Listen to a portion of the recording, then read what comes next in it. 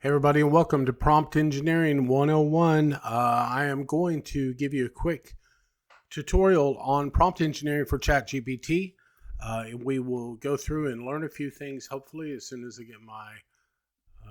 get my software here running. In 1 second. There we go. Now let's make it run properly. There we go. Prompt Engineering 101 for ChatGPT. This is how to create an effective and an optimized prompt. Optimization means creating something that works really well with ChatGPT. So that's what we're going to learn today. The world's changing. The top degree program in 2020 was computer science, but now the forecasted top degree program next year and beyond is English. Why is that? ChatGPT, AI, large language models are all built on English or the language that it's programmed in and not on computer code. So English is very important. And the most important thing with ChatGPT is the prompt. And that's what we're going to teach you today. So if you've never even opened ChatGPT before, don't know how to create a prompt, or if you create a prompt that says something like, write me an email saying I can't come to work. We're going to show you how to do a much better prompt than that, or give me recipe strawberry shortcake. We're going to teach you how to do a much better prompt and get much better results, night and day type of results with this little class that we're doing right now. So today's goals and our best practices in AI. You're going to learn the basics of prompt creation. We'll start you on your AI journey. Will you be an expert after today? No, but you're going to be ahead of about 99% of the people you know. So let's look at some best practices. You want to treat ChatGPT just as if it was a person sitting next to you, okay? Use complete sentences. Simple, easy to understand language. So you talk to ChatGPT as you would be talking to grandma, or you'd be talking to your daughter, or you'd be talking to any other human being. So you use complete sentences. Don't be afraid to correct things. Even when ChatGPT is wrong, it's okay to say, hey, you're wrong, try this again, or point out mistakes that it makes. It will make mistakes at times. Be sure and watch for hallucination. Hallucination will be a mistake. I see hallucinations less and less now than in the beginning. Back when it was brand new, got a lot of hallucinations. But hallucinations is just, like I asked it the other day, I said, can you tell me which classes, because I take quite a few extra classes. I said, which classes have I taken? It says, you've taken finance and accounting. You've taken structure of engineering. I'm like, no, I haven't. I haven't taken any of those that hallucinated. I went back and reminded it, go back in your memory, look for the courses that I've taken, give me a list. It went back and go, oh, I'm sorry, you're right. And it gave me the list of the most recent courses I've taken. So watch for that hallucination. Remember, it's a training and learning model. It's not just a knowledge model. By training and teaching, the LLM are continuous. So it is something that's constantly learning about you and learning other things as you train and talk to the LLM or ChatGPT. I like to think of it as a thought partner, a person, literally a person sitting at your desk that is like a consultant, that is, maybe the smartest guy you know. He's constantly sitting at your desk and able to help you not only with, something. If you have a brother-in-law that's a doctor, he's really good at doctor things. He's not probably the best at accounting things. If you have an accountant, he's probably not the guy you want to go to when you have strep throat. So this thought partner that we have, though, is able to do it all, right? So we'll transform the way that we work.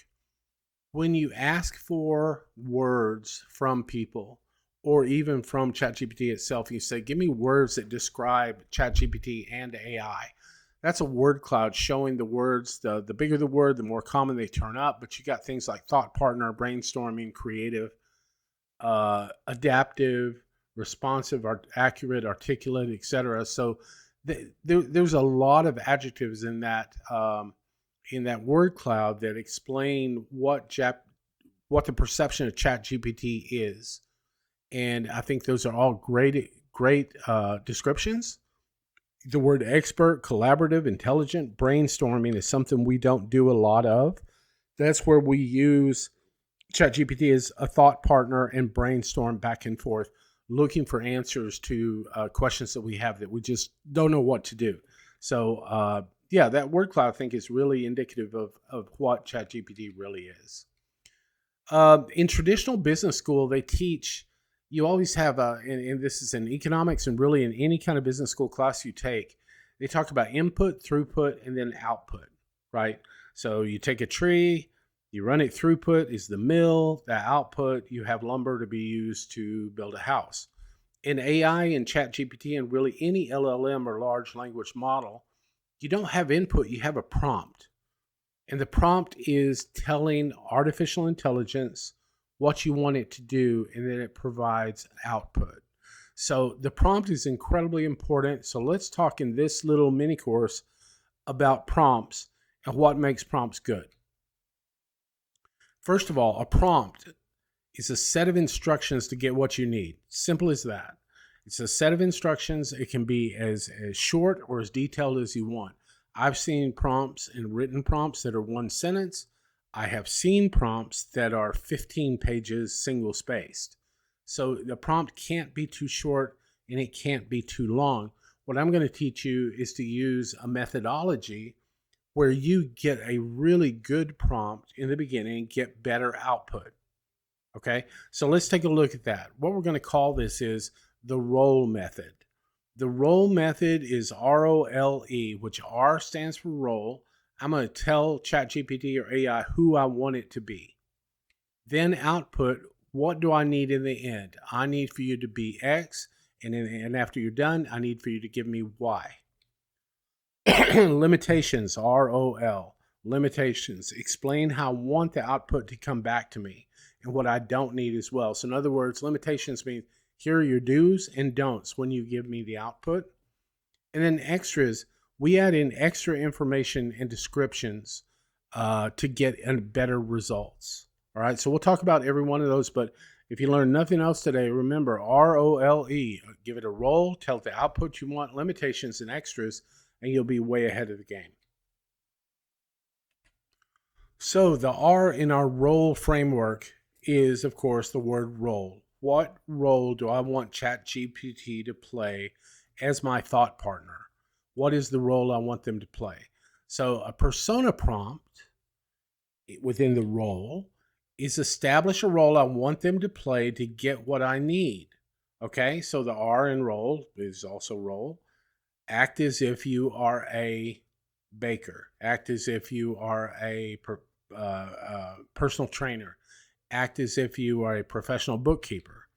Or I need you to be a accountant. I need for you to be a ringleader. I need for you to be a circus master. Whatever it is, act as if you are a blank, or I need you to be something.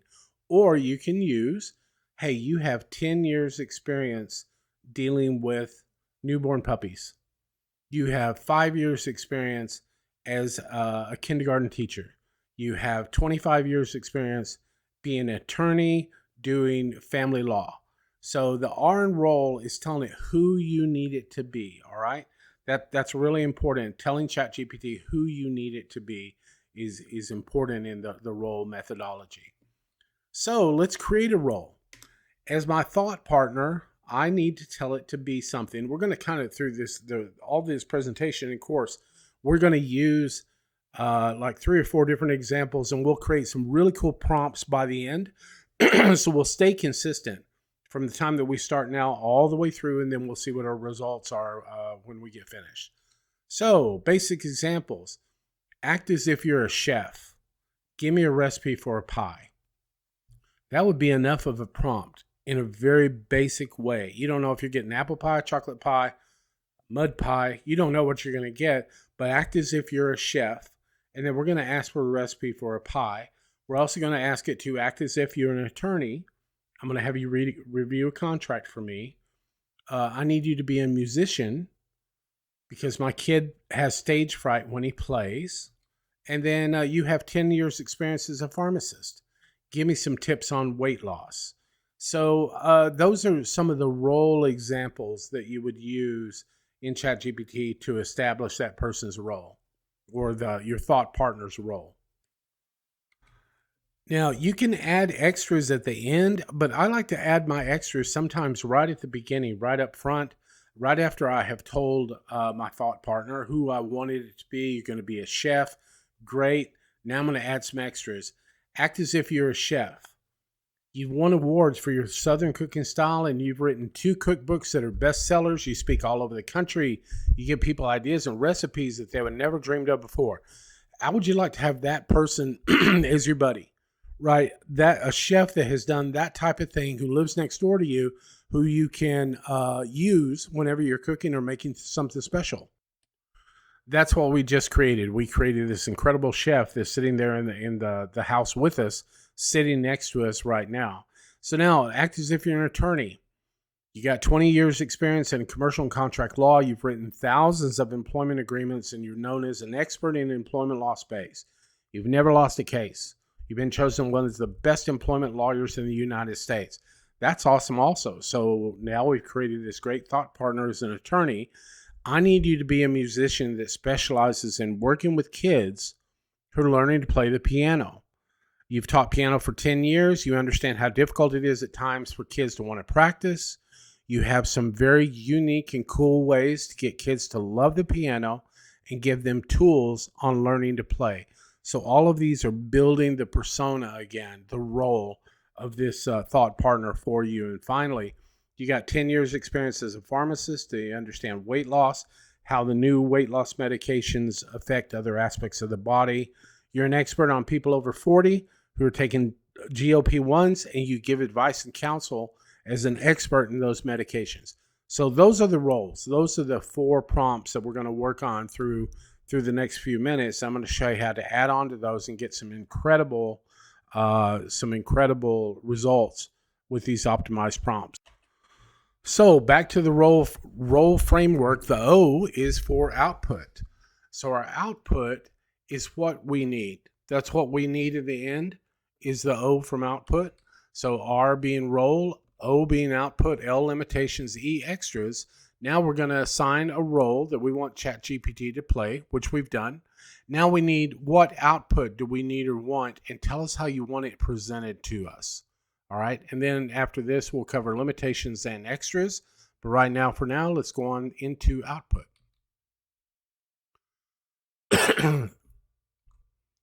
Very simply, output is what you need. What output do you need and how it should be presented to you are the questions. All right, we can add output with extras to get an even better response. So let's look at the first prompt again. Act as if you're a chef. You won awards. We've already looked at this. You speak all over the country. This is great. People, ideas and recipes they never dreamed of. Now here is the output. I need you to provide me with 3 dessert recipes for Thanksgiving. Great, that's the output. Let's give a little bit more extras here. My mom is bringing apple pie, sister's bringing chocolate. I want something unique that will make them mad because it's so good. Do you understand, and do you have any questions?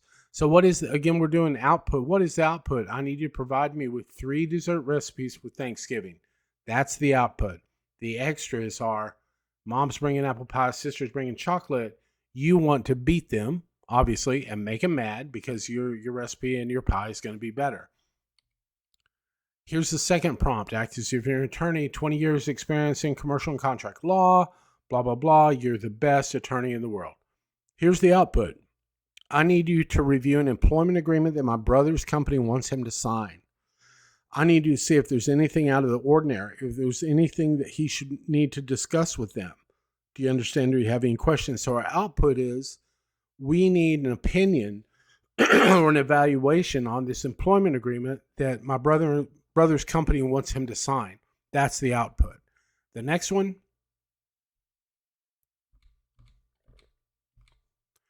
I need you to be a musician working with kids. You've taught piano forever. You're really good at getting kids to love the piano. I need to come up with creative ways to help my son get over his stage fright when he plays in front of people.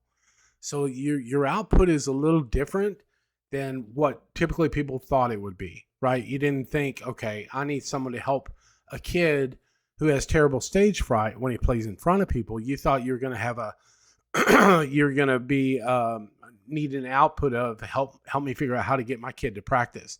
That's not it. The kid needs help to get over his stage fright. So as you see here, we've created this great role. The output kind of came out of the blue. We weren't expecting that, which is cool. And then we add some extras in terms of information. He freaks out and he cannot play. He's a great pianist, but if anybody comes in the room, he stops playing. Can you give me some ideas or brainstorm with me? But first, do you have any questions?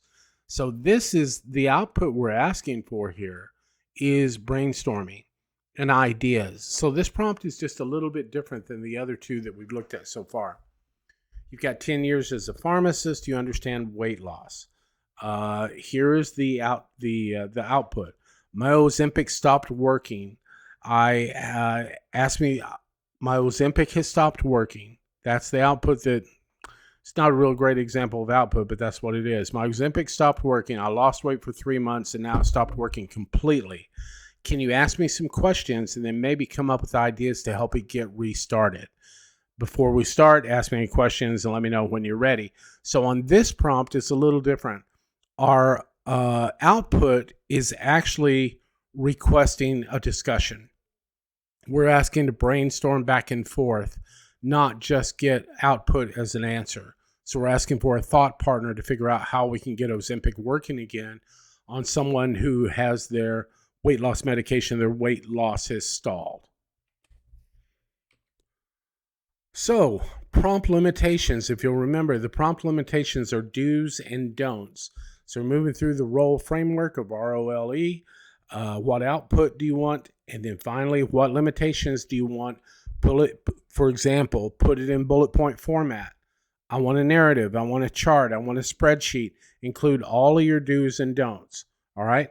So let's move on and look at some limitations. The limitation is specific do's and don'ts. Once again, ideas or examples are give me output in a bullet point list.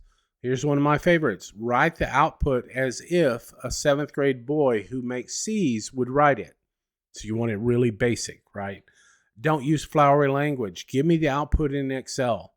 That's a good one because a lot of times they'll give you output and you try to copy and paste it.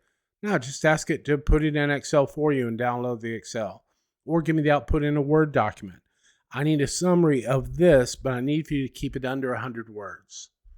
Or you can say I need a summary. It needs to be longer than 50 words. Whatever you want to do that in that type of limitation. Then when you get your output, you can say make it longer, make it shorter, make it more simple, more professional, more elegant. However you want the output to be modified, that's within your limitations. So limitations are do's and don'ts.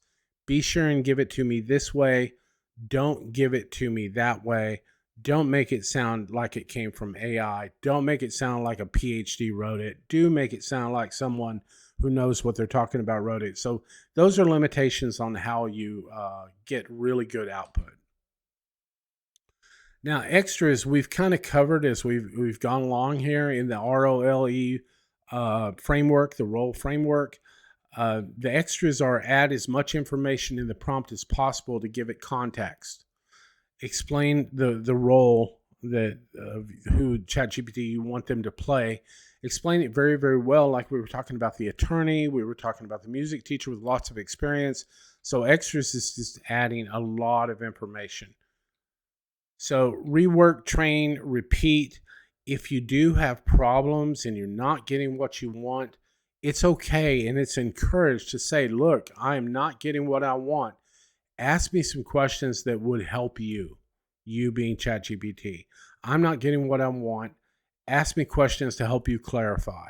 Or, I don't think you understand. Let me rewrite the prompt again. So if you're getting bad output, you want to rework and retrain your thought partner, okay? If it comes out really, really smart, you can say, dumb it down. This is too smart. This is too flowery. This is too PhD level. I need it on 9th grade level. However you want to frame it, it will understand. Ask it to make things longer or shorter.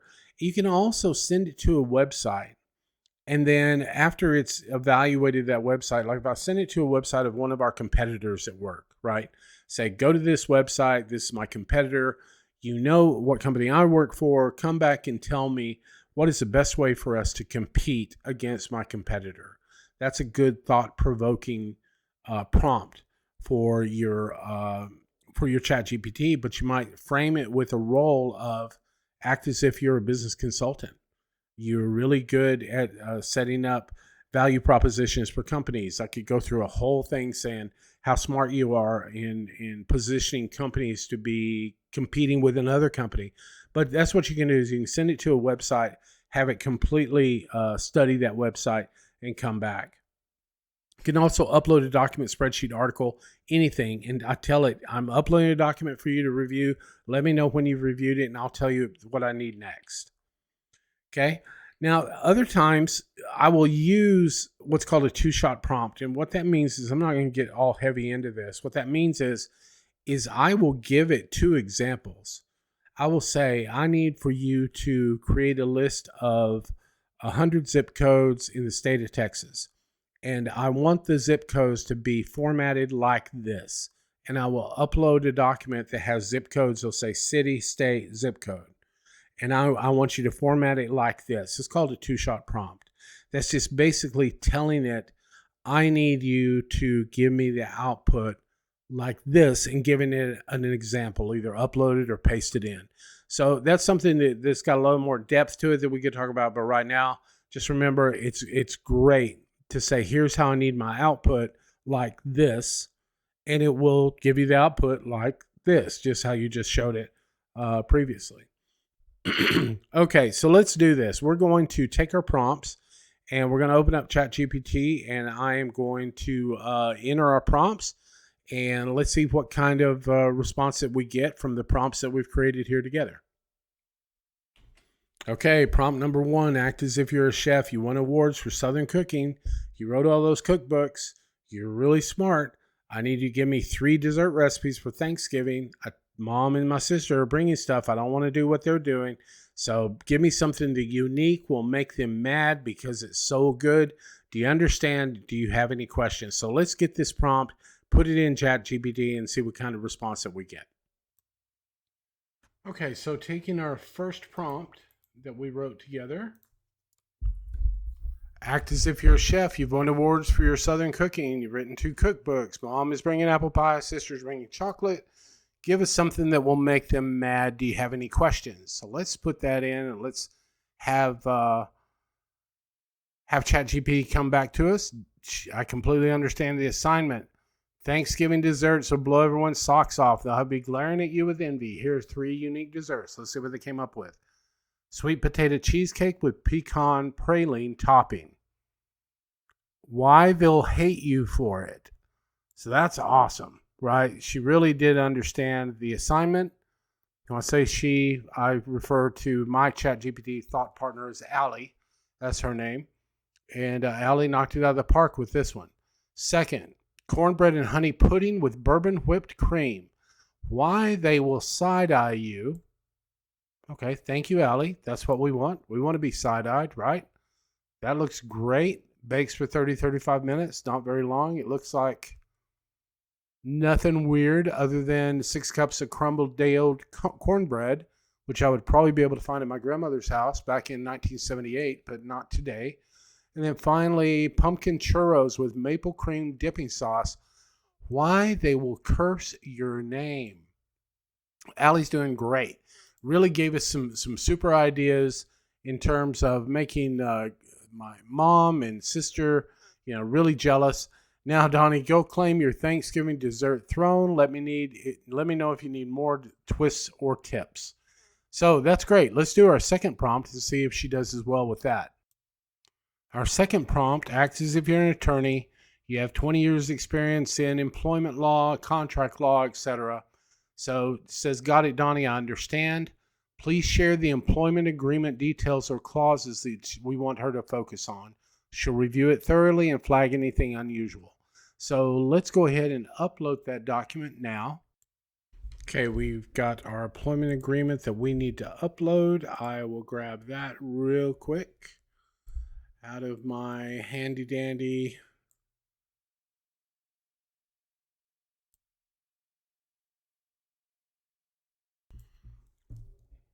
Downloads bucket. Here we go.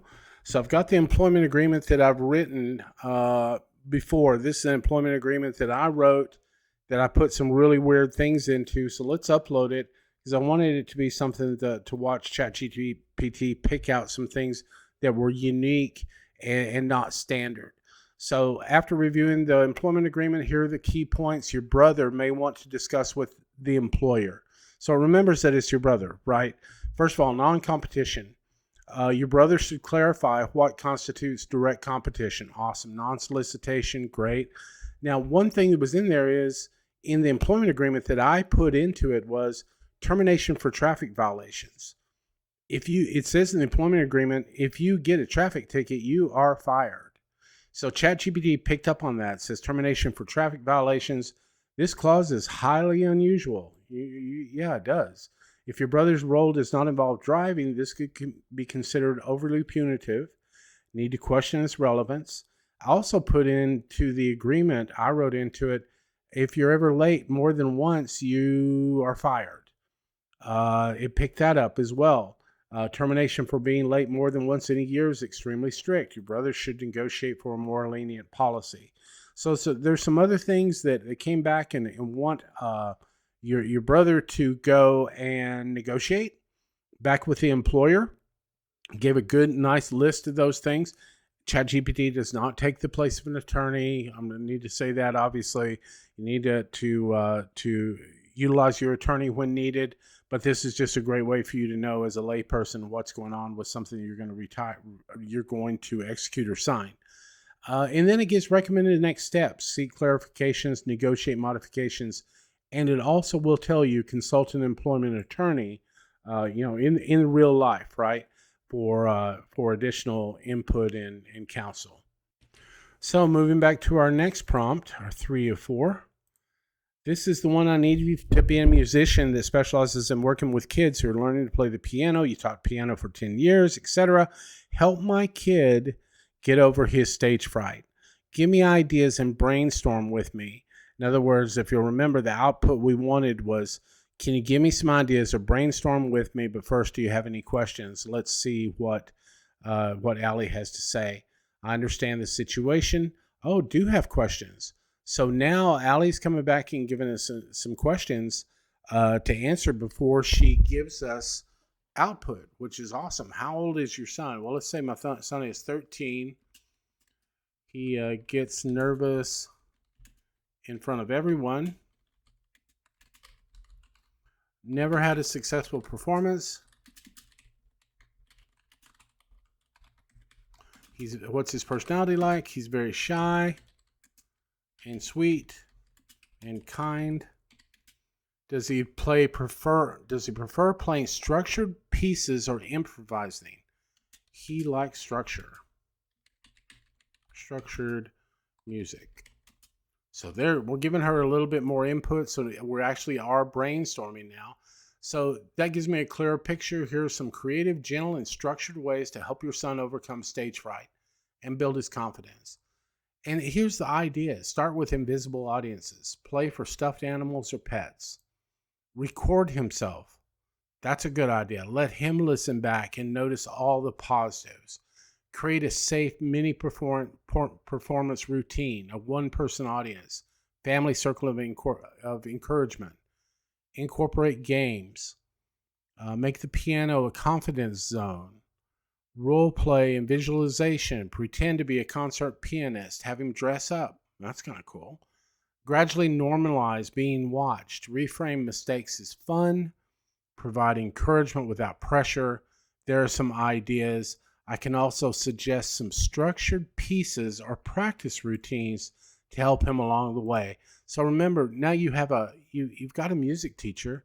The music teacher, your thought partner, just said, hey, I can also give you some structured pieces for him to play that may help as well.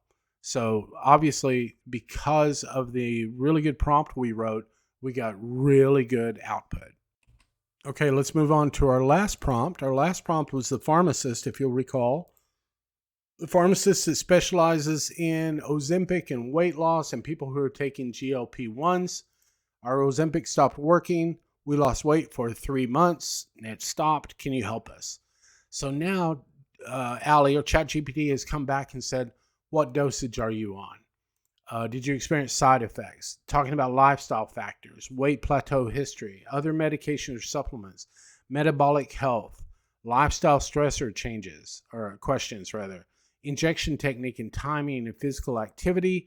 Once she has these answers, she can develop a strategy like tweaking your dose, modifying diet, exercise routine, addressing metabolic conditions, on whether your body might benefit from adding another medication alongside Ozempic. That's terrific. So it would take us quite a while to make up the answers to all these, but you can see that in our prompt, we asked ChatGPT to brainstorm with us. We didn't say, give me an answer. We said, help me understand and help me arrive at a decision, more so than draw me a picture of a cat, right? We ask for it to be our thought partner so that we would be able to get the best output possible. And that's exactly what she's done.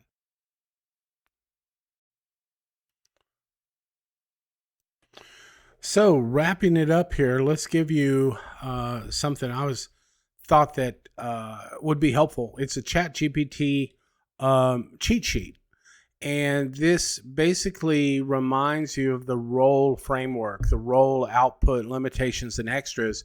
So if you have a second here, you can take a picture of this, or I may figure out a way to upload it onto the video where you can download it from a link. But that is a little cheat sheet that I developed talking about the role, output, limitations, and extras. Will help you in creating the best prompts that you possibly can. So happy to have you guys. I want to thank you for coming. It's kind of fun. I appreciate it. Hopefully it wasn't too boring. If you don't know us, the name of our company is F2 Onsite. Visit us at f2onsite.com. We're an IT services company. Check us out when you get a chance. Thank you very much, and I will see you next time.